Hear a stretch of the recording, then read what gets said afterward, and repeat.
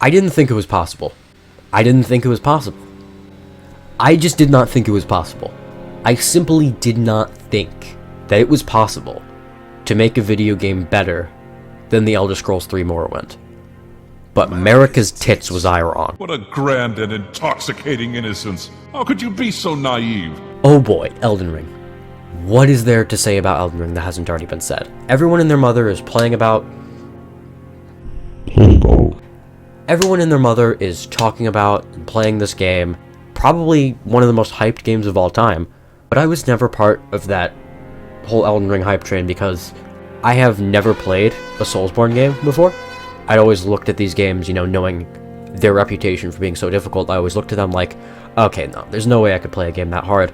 But after my 1:16:28 in Undertale Neutral Glitchless, I became emboldened by the flame of ambition, and I decided, fuck it, I'll start playing the game. What can go wrong?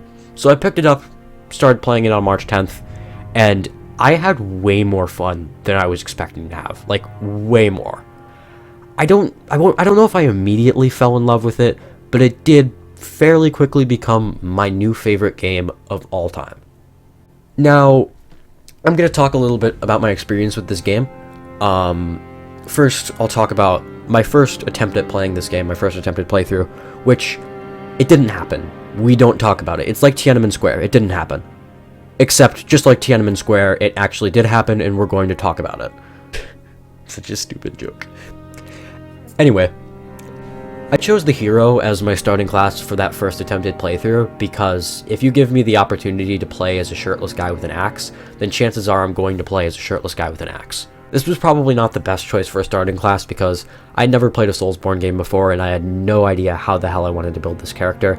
Didn't know how I wanted to play, if I wanted to use magic or not, so I probably should have at least given myself the option at the beginning. But I got about 40 hours in. I had beaten Margit, Godric, and Renala, all with the help of some multiplayer summons, people online. And then I just decided, no, this isn't how I want to play the game. I want to sort of play it for myself. I want to be a little more independent. In terms of relying on other people, I'll look at guides when I have to, but I'm not going to rely on multiplayer to beat hard bosses and shit. And so, I also wanted to do magic as well.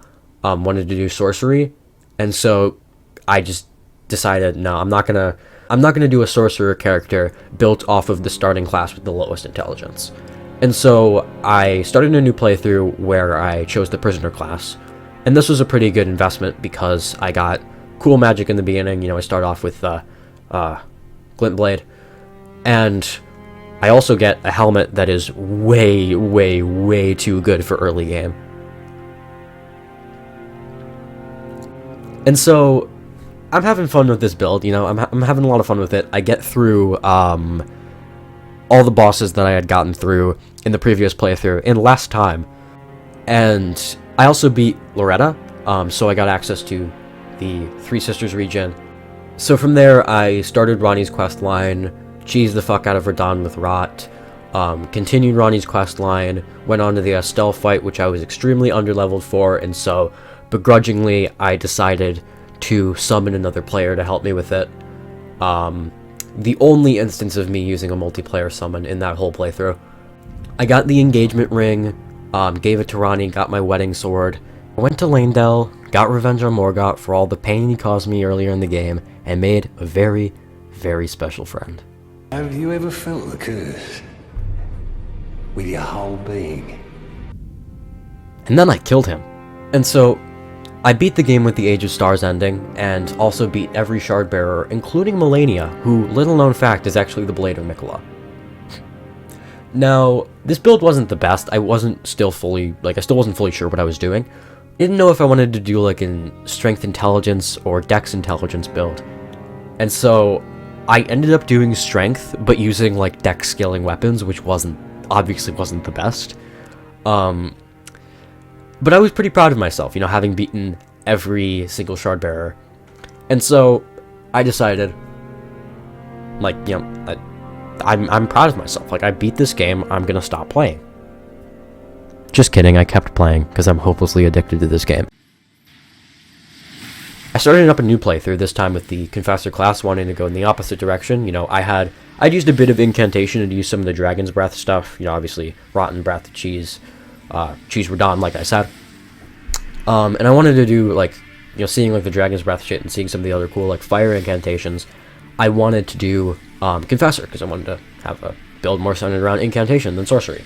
I went for this build that was sort of themed around, like, the Black Flame Monks with their armor and their incantations. I know, extremely surprising considering my username. You know, this build was pretty nice. It was fun. I'd say I enjoy using incantation a little bit better than I enjoy using sorcery. I mean, it depends on what spells. There are some sorceries that are extremely fun to use. Gravity sorcery is really fun. But incantation, I feel, is very fun to use over sorcery. With some exceptions. And I went with this build for a while, you know, this, like, Black Flame build. And at one point I decided, like, I don't, like, this is a nice build, but I kind of want to branch out a bit. So I decided to get some different and stronger incantations in, as well as much heavier, stronger, and sillier looking armor. Top 10 goofy. What a fool you are. I'm a god. How can you kill a... Anyway, this is also the playthrough I'm currently on. Well, I'm currently on 2 playthroughs, on and off, playing this, as well as another playthrough that I'm about to talk about right now. That other playthrough is a strength and intelligence build, like I sort of tried to do with Prisoner, but this time it was better thought through. I'm using pure strength scaling great hammers, specifically power stancing the Great Mace and the Brick Hammer, and have the cold affinity on both of them, and that shit just completely wrecks house. Like, it's so good. Like, I would recommend doing something similar. I actually got the idea of this build from someone on the Factor Life wiki for Elden Ring. In the comments below Brickhammer, somebody says, like, if you do a strength intelligence build and dual wield these with the cold affinity, it's so much fun. And I'm like, yeah, I should try something like that. And it is fun. It is very, very fun. Anyway, enough talk of playthroughs. Let's get into what I like about this game, as well as the few things that I don't like. So like I said, this is my new favorite game of all time. It beats Morrowind, in my opinion, which held the previous position for my favorite game of all time, with, you know, Undertale at a close second at that point. You don't have to like this game, first of all. I feel like I have to say that because with a lot of super popular things, some people feel like they're sort of forced to like them. Let me say, you do not have to like Elden Ring. However, you do have to like Morrowind.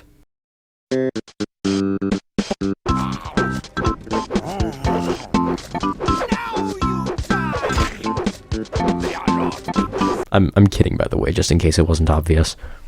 You don't have to like Morrowind. You don't have to like anything. You're entitled to your own opinion. The combat system in Elden Ring is great. The aesthetic of the game is great, especially boss design. It has a great open world packed with all sorts of little secrets everywhere, and even at low graphic settings, the game looks pretty fucking beautiful. As for issues with the game has major optimization issues on PC, which sucks. I mean, it doesn't really affect me, because I have a really good computer, but, like, for the people who can't play this game because their computer isn't good enough, I feel sorry for them, and I acknowledge that the optimization thing is a pretty big issue.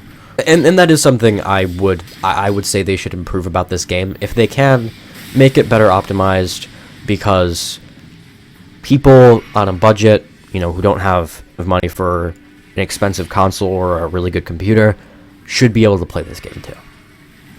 However, one thing I do have to address is the community.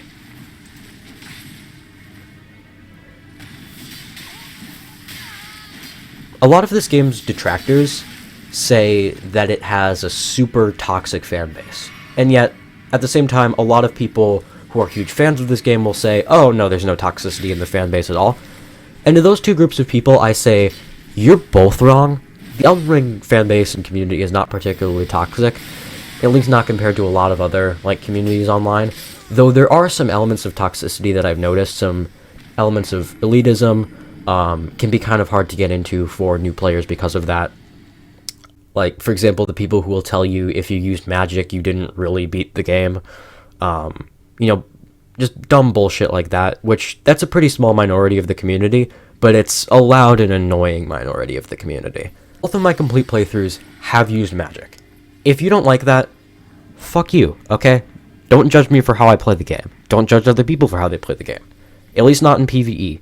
PvP, whole other thing, okay? There is etiquette for PvP. If you play a certain way that's annoying and cheese and really overpowered in PvP, that is an issue. Which is the next thing I want to talk about.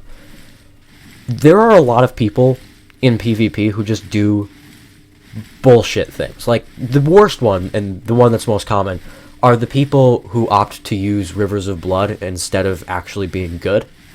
Now, I'm not saying there's no one who uses Rivers of Blood that isn't good. I'm sure there are some people who use the weapon that are genuinely good at the game, but for a lot of people, especially in PvP, Rivers of Blood is easy weapon to use, easy to get kills, hard to, like, counter against, and is just really annoying. Like I said, PvE, use Rivers of Blood all you want. I don't care. But PvP, please use a different weapon, okay? It's really annoying. Of course, the negative aspects of this community are greatly outweighed by the positives. You know, the memes, the artwork, all the other amazing content around this game, the guides, helpful things like that. This game has a wonderful community. I just want to go on a little bit about the fun little ways I like to play this game. Different builds I like to do, things that are fun, you know, nice weapons, nice armor, things like that. First thing I want to talk about is equip load and fat armor, and poise and other related things. Lionel's set and the Fire Prelate set immediately come to mind. Amazing armor, looks really funny. You know, I get why they do that. You know, it's like this grimdark game, and so they add this fat armor because it looks like really grotesque and it helps fit with the vibe, but it still looks really funny. But it's amazing armor, and it's the reason why I like to have a really high equip load. I'll play with like high endurance and then Great Jar's Arsenal as well. That way I can wear some of the heaviest armor in the game and still do this.